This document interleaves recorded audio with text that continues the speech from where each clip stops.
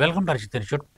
రెగ్యులర్‌గా మనం ఏ విధంగా అయితే కరెంట్ ఇష్యూస్ అనేవి, కరెంటు సంబంధించినటువంటి అంశాలు మనం ఏ విధంగా డిస్కస్ చేస్తున్నామో, అదే విధంగా ఈరోజు కూడా మోస్ట్ ఇంపార్టెంట్ ఇష్యూస్ ఒక 2 విషయాల్ని మనం చూద్దాం.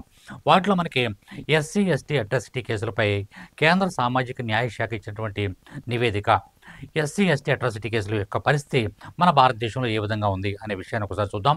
అదేవిధంగా అనలాగ్ స్పేస్ మిషన్ లడాఖ్‌లో మనకి ప్రవేశపెట్టినటువంటి అక్కడ స్థాపించినటువంటి అనలాగ్ స్పేస్ మిషన్ అది ఎందుకు ఏంటనేది ఆ 2 విషయాల్ని మ్యాటర్ ఆఫ్ 5 మినిట్స్ చాలా బ్రీఫ్‌గా చూద్దాం. ఒకటి మనకి ఎస్సీ, ఎస్టీ అట్రాసిటీ కేసులపై ఇటీవల కాలంలో కేంద్ర సామాజిక న్యాయ శాఖ నివేదిక ఇవ్వడం అనేది జరిగింది. ఈ నివేదిక అరిజిత్ ఇన్స్టిట్యూట్ ఒక మంచి నోటిఫికేషన్‌తో, ఒక మంచి విషయంతో మీ ముందుకు రావడం అనేది జరిగింది. యాక్చువల్‌గా మన స్టూడెంట్స్ మరియు బయట స్టూడెంట్స్ చాలామంది ఈ యొక్క కానిస్టేబుల్ యొక్క ప్రిలిమ్స్ కంప్లీట్ చేసుకొని, ఈవెంట్స్ కూడా కంప్లీట్ చేసుకొని ఇప్పుడు మెయిన్స్‌కి ప్రిపేర్ అవుతున్నారు. ఆ మెయిన్స్‌కి ప్రిపేర్ అయ్యేటువంటి ఈ స్టూడెంట్స్‌లో ఆల్రెడీ మన దగ్గర ఒక 2 బ్యాచ్‌లు రన్ అవుతున్నాయి. ప్రెజెంట్ 2 బ్యాచ్‌లు రన్ అవుతున్నాయి. అయితే మనకేంటంటే మనకు అనేక మంది కాల్ చేసి సార్ ఎలా ప్రిపేర్ అవ్వాలి? ఏంటి? అట్లా సంబంధించినటువంటి డౌట్స్ అన్ని క్లారిఫై చేసుకుంటున్నారు. ఓన్లీ ఎగ్జామ్స్ బ్యాచ్ కూడా జరుగుతుంది. ఓన్లీ ఎగ్జామ్స్ బ్యాచ్ కొంతమంది వస్తున్నారు. రెగ్యులర్ బ్యాచ్‌కి కొంతమంది రావడం అనేది జరుగుతుంది.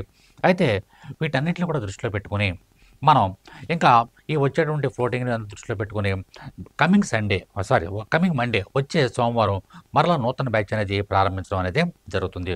న్యూ బ్యాచ్ ఈ నివేదికలో ఉన్నటువంటి ముఖ్యాంశాలు కనుక చూసుకున్నట్లయితే 97.7% కేసులు 13 రాష్ట్రాల్లోనే చోటు చేసుకుంటున్నాయి. మొత్తం మనకు ఉన్నటువంటి అన్ని రాష్ట్రాలు, కేంద్రపాలిత ప్రాంతాల్లో 13 రాష్ట్రాల్లో మాత్రమే ఇటువంటి కేసులు బాగా ఎక్కువగా ఉన్నాయి. ఎస్సీ, ఎస్టీలపై అకృత్యాలను ఎక్కువగా సాగుతున్నాయని చెప్పేసి చెప్పడం జరుగుతుంది. రీసెంట్ డేటా ప్రకారం ఎస్సీలపై దౌర్జన్యాలు 52,800 సుమారుగా 52,900 కేసులు లేదా 53,000 కేసులు సుమారుగా నమోదు కావడం అనేది జరిగింది. ఈ యొక్క 53,000 కేసులు సుమారుగా 53,000 చెప్తున్నాను నేను. ఈ 53,000 కేసులు కూడా 13 రాష్ట్రాల్లోనే చోటు చేసుకోవడం అనేది జరిగింది.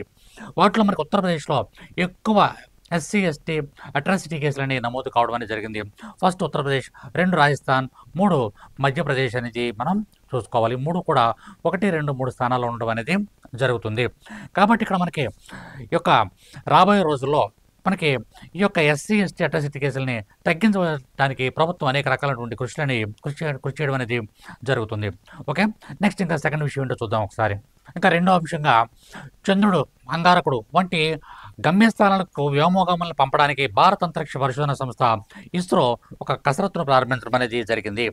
ఇక్కడ మనకి ఏం చేస్తుందంటే ఇందులో భాగంగా లడ్డాఖ్లోని లేహ్లో అనలాగ్ స్పేస్ మిషన్కి శ్రీకారం చుట్టడం అనేది జరిగింది.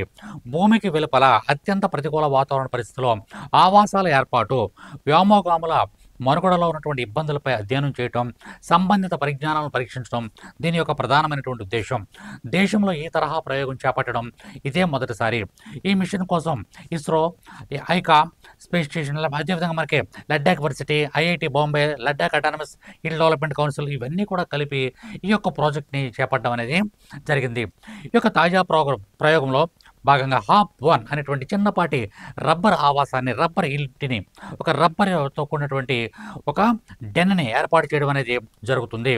వెలుపల నుంచి ఎలాంటి మద్దతు లేకుండా దీర్ఘకాలం మనుగడ సాగించడానికి ఒక వ్యక్తి అంతరిక్షంలోకి వెళ్ళినట్లయితే ఎలా మనుగడ సాగించాలి, తన యొక్క డైలీ వే అంటే ప్రతిరోజు ఎటువంటి కృత్యాలు చేయాలి, తినడం కానీ, ఉండడం కానీ, ఆ యొక్క లైటింగ్ వ్యవస్థ కానీ, లేదంటే ప్రతిరోజు నిత్యం అతను చేసేటువంటి ప్రతి అంశాన్ని ఇక్కడ వాళ్ళకి ట్రైనింగ్ ఇచ్చి పంపించడం అనేది జరుగుతుంది.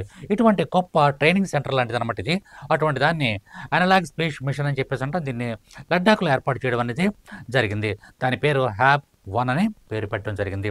Thank you very much. All the best.